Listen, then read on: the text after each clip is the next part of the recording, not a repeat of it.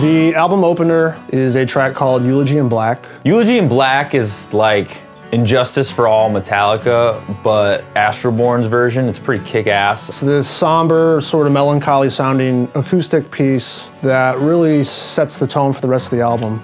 Derek really nailed the acoustic guitar on this. For me personally, I always have to have an acoustic intro. Every good album to me always has a good intro to it. It's both the intro to the album plus a precursor to the following track, Attending the Funeral. Attending the Funeral was the first song that we wrote for this project. We always knew it was going to be the opener to the album. The whole arrangement just keeps building dynamically. It kind of leads right into it. The melody kind of is similar to what's going on in Attending the Funeral. It goes into the song, it's basically the same riff, and then the heavy riff kind of just picks up. The acoustic guitars and the cellos really kind of build with each other to create this really dramatic suspense. It's a pretty awesome song. I think it's a sick way to start the album.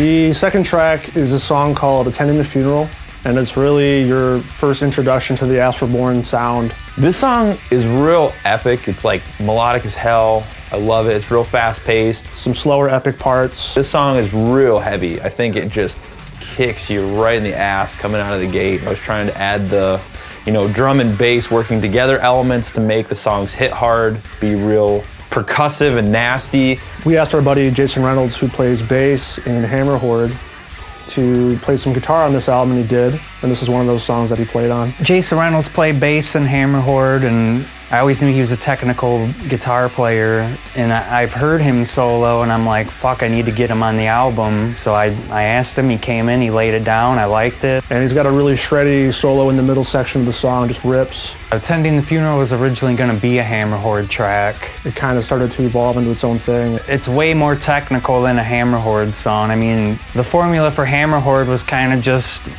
a relaxed kind of tremolo picking riff, where this, everything kind of flows together technically. When we started writing this material, we wanted it to be as different as possible from the Hammer Horde sound as we could. So in a lot of ways, we try to separate ourselves from the pagan metal sound, everything from the approach on how the guitars were arranged to the style of the vocals. So our first band, Forever Lost, we were really technical, me and Jason. We came up with all these arrangements. It was just me and him in the jam room. We were trying to be as technical as possible. For Hammer Horde, we just let it happen. It was a room full of dudes, and we just kind of laid down something in the jam room. We weren't trying to push ourselves. So when this project came around, it was like we were back, 10 years ago, trying to push ourselves again.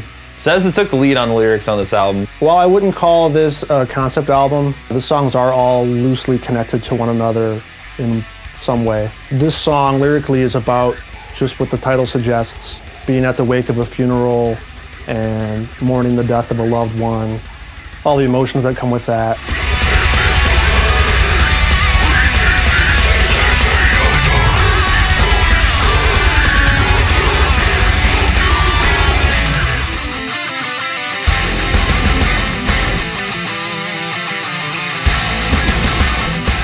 Track number 3 is a song called Transcendence of Flesh. Transcendence of Flesh, that's another song that was originally Hammer Horde. A lot more obvious sounding on this one. I always tell these guys this is the one that sounds most like Hammer Horde. It's just got that real swing vibe to it. It's and there's a lot of that groove and looseness. There's sort of an underlining heroic vibe to it. It's very adventurous sounding. But the riffs are very celestial sounding too. So it just has that 4/4 marchy kind of vibe to it. It's just got a lot of hook to it. It's got a lot of catchy riffs. It's real, laid back compared to some of the more technical stuff on the album. This song probably has my favorite sounding chorus on the album. It's got a lot of hook, but at the same time a lot of drive and a lot of energy. It's got a lot of groove in the midsection. It's a fun song to play, it's got a good vibe to it. I mostly just tried to stick with the drums, keep in the pocket with Jason, make sure stuff hit real hard when it came in, and just kind of let Derek take the lead on this one. There's an acoustic ending to this one, and I heard this track by a band called Crimson Shadows, and they did an acoustic outro I thought was fucking really cool. So I had to come up with my own, and it just kind of we laid it down from there. The concept of the song is pretty sci-fi. After the main character's death, his spirit or his consciousness transcends the dimensions of reality, and he basically becomes this immortal, godlike being. And with his powers, he attempts to rewrite history to reverse his death. That kind of throws the whole universe out of whack, and the earth falls into chaos.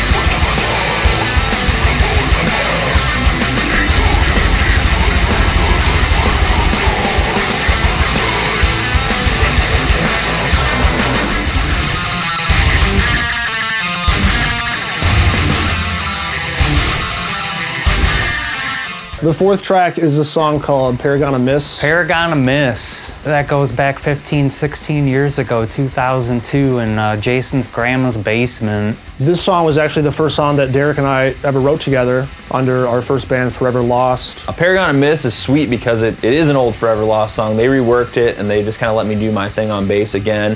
And it was real fun to see this revisited, you know, in 2018. And the song never really got a proper recording, so we thought it was cool to kind of bring it back to life and give it a more updated sound.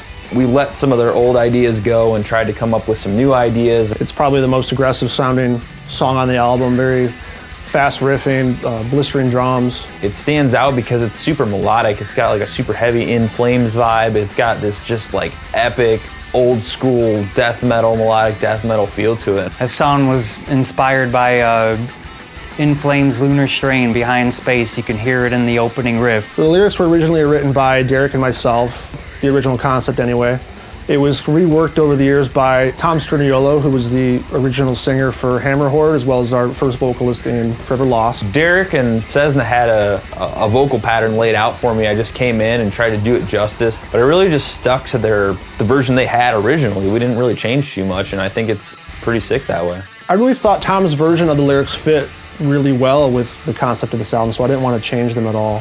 Paragonimus essentially means paradise lost in kind of the biblical sense, where you have a god or a deity destroying civilization through an act of divine punishment.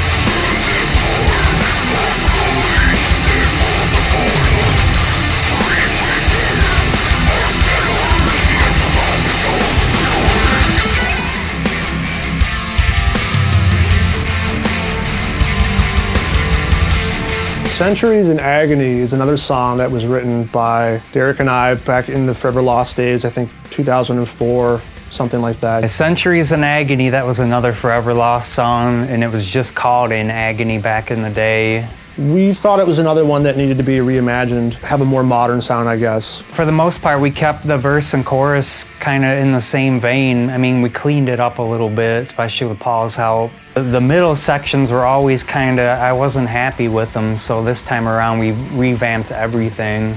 It has that big like power metal kind of driving chords in the middle of the song. It's got that real bouncy feel, man. It's just like dun dun dun dun dun dun dun. That riff was heavily inspired by Where the Enemy Sleeps by Cataclysm. Probably the slowest song on the album, very epic, very powerful. It's heavy, it's not super fast, it's not super technical, it's real, probably one of my favorite songs on the album. It's just real cool. Paul wrote some really interesting bass lines on this one that really stand out. Centuries in Agony was the first song I started working on. It was kind of like my bass audition, I guess. Right after the intro comes in, I just wrote this kind of like, you know, riffy bass riff. Probably my favorite bass riff on the album. The song was inspired by the Black Plague pandemic and its reappearance throughout history. The lyrics are very bleak. They deal with the impact of disease and starvation.